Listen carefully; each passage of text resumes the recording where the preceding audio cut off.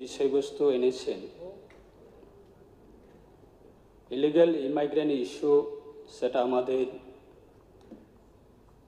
আমি মনে করি সেটা শুধু ত্রিপুরার ইস্যু না, যেটা ভারতবর্ষের প্রত্যেকটা নাগরিক আমাদের সকলের একটা ইন ফিউচারের একটা প্রশ্নবোধক। এবং দেশের আমাদের সকলের প্রিয় প্রধানমন্ত্রী উনিও বিগত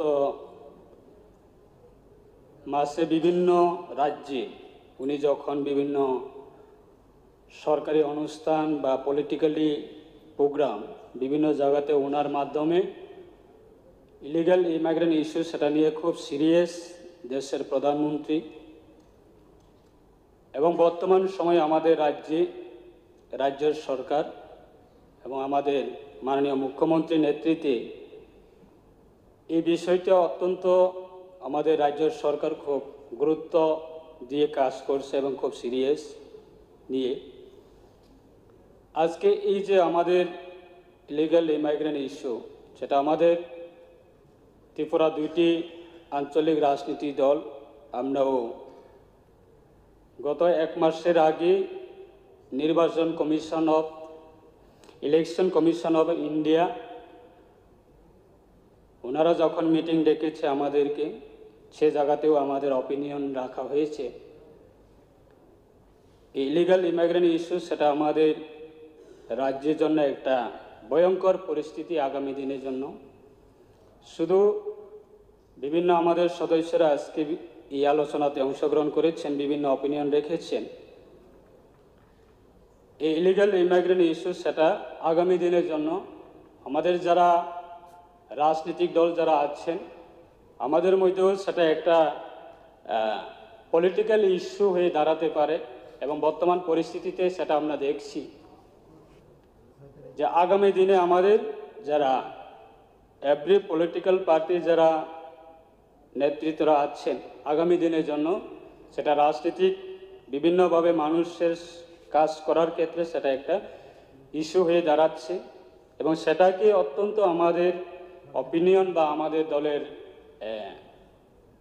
অপিনিয়ন হচ্ছে, যেহেতু আমাদের রাজ্য সরকার সেই বিষয়বস্তুগুলি যেহেতু ইনিশিয়েটিভ নিচ্ছে, সেটাকে আরও কীভাবে মজবুত, যাতে কপারেশনের মাধ্যমে যে আমাদের প্রপোজাল আমরা শুনেছি যে বিভিন্ন ডিস্ট্রিক্টে আমাদের টাস্ক ফোর্স গঠন করা হয়েছে, সেই ক্ষেত্রে কিভাবে আমাদের মজবুত বা স্মুথলিভাবে সেটাকে মনিটরিং করা যায়। এবং আরেকটা বিষয়, যেহেতু আমাদের ভারত সরকার পার্লামেন্টারির মাধ্যমে সেটা ভারত সরকারের একটা আইন সেটা পাস করা হয়েছে, যে সিটিজেনশিপ অ্যামেন্ডমেন্ট অ্যাক্ট। এই সিটিজেনশিপ অ্যামেন্ডমেন্ট অ্যাক্ট যেহেতু আমাদের নর্থ ইস্টের মধ্যে বিভিন্ন রাজ্যের মধ্যে বিভিন্ন ধরনের আইন লাগু করা হয়েছে, সেক্ষেত্রে আমাদের ত্রিপুরার জন্যও সিটিজেনশিপ অ্যামেন্ডমেন্ট অ্যাক্ট সেটা অ্যাকসেপ্ট আমাদের 6 শিডিউল এরিয়ার মধ্যে সেটা লাগু হবে না, সেটা একটা রুলস এবং আইনের মধ্যে রাখা হয়েছে। তো বর্তমান সময়ে আমরা সেটা আমাদের একটা ধারণা যে আমাদের 6 শিডিউল এরিয়ার মধ্যে যাতে সিটিজেনশিপ অ্যামেন্ডমেন্ট অ্যাক্ট সেটা যাতে এফেক্ট না হয়, তার ক্ষেত্রে কিভাবে আমাদের রাজ্য সরকার সেটাকে কিভাবে সাধারণ মানুষের প্রতি সেটাকে কিভাবে আগামী দিনে সেটা মানুষের কাছে তুলে ধরা যায়, তার ক্ষেত্রে অবশ্যই দেখা দরকার। কারণ ইলিগাল ইমাইগ্রেন্ট সেটা শুধু আমরা জানি ইলিগাল ইমাইগ্রেন্ট সেটা কোনো জাতিও না, সেটা কোনো ধর্মও না, সেটা কোনো সেপারেটলিভাবে সেটাকে আমরা কোনো দিনে বলি না। কিন্তু বর্তমান সময়ে সেটা এমনভাবে মানুষের কাছে পৌঁছে যাচ্ছে যে একটা কমিউনিয়াল একটা সেন্টিমেন্ট, কমিউনিয়াল ইস্যু বা একটা নির্দিষ্ট পার্টিকুলার কমিউনিটিকে ইন্ডিকেট করছে বা একটা নির্দিষ্ট পার্টিকুলার একটা রিলিজিয়ান্সকে ইন্ডিকেট করছে, সেভাবে বিভিন্নভাবে একটা ডিফিনেশন যাচ্ছে। তাই সেটাই এই রাজ্যে আমাদের ইলিগাল ইমাইগ্রেন্টের হাত থেকে রক্ষা করার ক্ষেত্রে আগামী আমাদের যারা নিউ জেনারেশন আছে তাদেরকে আমরা কিভাবে সেফ গার্ড করা যায়, আমাদের প্রত্যেকটা যারা আমাদের রাজ্যে যারা সিটিজেন আছেন আমাদের সেটা কর্তব্য। এবং আমাদের যারা পাবলিক রিপ্রেজেন্টেটিভ যারা আছেন আমাদের সেটা কর্তব্য, এবং যারা বিভিন্নভাবে আমাদের যারা অফিসিয়াল থেকে শুরু করে, পলিটিক্যাল থেকে শুরু করে বা সোশ্যাল মিডিয়া থেকে শুরু করে সবাই আমাদের কর্তব্য যে আমাদের এই ত্রিপুরা কিভাবে আমরা ইলিগেল ইমাইগ্রেন্টের হাত থেকে কিভাবে আমরা সেফটি করা যায় আগামী যে নিউ জেনারেশন, তার ক্ষেত্রে আমরা অবশ্যই এভরি সেকশন থেকে আমরা সবাই কোঅপারেশন করে যদি এই ইলিগেল ইমাইগ্রেন্টের এগেনস্টে যদি আমরা সিরিয়াসলিভাবে যদি আমরা ইনিশিয়েটিভ নেই, তাহলে অবশ্যই আমাদের ইন ফিউচার ত্রিপুরা সিটিজেনদের জন্য এটা সেফগার্ড থাকবে।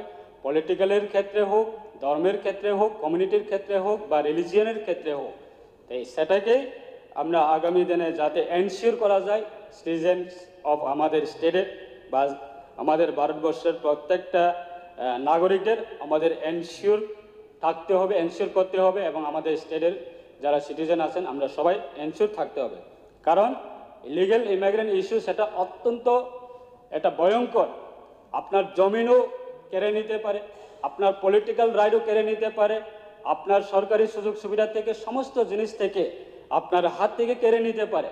তার ক্ষেত্রে আমাদের নিউ জেনারেশন যারা আছে তারা আগামী দিনে তাদের কি সেফগার্ড থাকবে, সেটা আমাদের সবারই এটা রেসপন্সিবিলিটি আছে। সেটা শুধু পার্টিকুলার একটা কমিউনিটি না, হোল আমাদের যারা সিটিজেন আমরা সবাই আমাদের রেসপন্সিবিলিটি বলে আমরা মনে করি। তার জন্য আজকে এই পবিত্র হাউজের মধ্যে আমাদের অপিনিয়ন সেটাই আমাদের রাজ্য সরকারের কাছে আগামী দিনে আমাদের এই ইলিগাল ইমিগ্রেন্ট সেটাকে কিভাবে বন্ধ করা যায়। এবং আমাদের রাজ্যের মাননীয় মুখ্যমন্ত্রী উনি স্পষ্টভাবে বলেছে যে বাংলাদেশ থেকে যারা আসছে বা বাংলাদেশে যারা আছেন এখন, তারাও একটা পরিস্থিতিতে এমন জায়গাতে তারাও একটা রিয়েলাইজ করার একটা সময় এসেছে যে ত্রিপুরার মধ্যে একটা সেফগার্ড নেই। সেই রকম পরিস্থিতি যদি বিগত সময়ে করতো, আজকে এই প্রশ্নগুলি, এই ডিসকাশনগুলি এই পবিত্র হাউসে আজকে এই ইস্যুগুলি আজকে ডিসকাশন হতো না। তাই আমাদের সেটা দুর্ভাগ্য যারা রাজনীতি করেন শুধু ভোট ব্যাংক, ভোট পাওয়ার জন্য এবং শুধু বিধায়ক যে কোনো নির্বাচনে শুধু নির্বাচিত হওয়ার জন্য সেই মানসিকতা নিয়ে বিগত সময়ে কাজ করেছে, সেটা আমাদের আজকে সেটা তার প্রতিফলন আমরা আজকে ভুগতে হয়েছি। তাই আমাদের সেটাই আমাদের আবেদন আজকে আপনার চেয়ারম্যান সাহেবের মাধ্যমে আমাদের রাজ্য সরকারের কাছে সেটাই আবেদন থাকবো যে ইলিগাল ইমিগ্রেন্ট সেটা আমাদের অত্যন্ত সকলেই কর্তব্য সেটাকে বন্ধ করা। Thank you.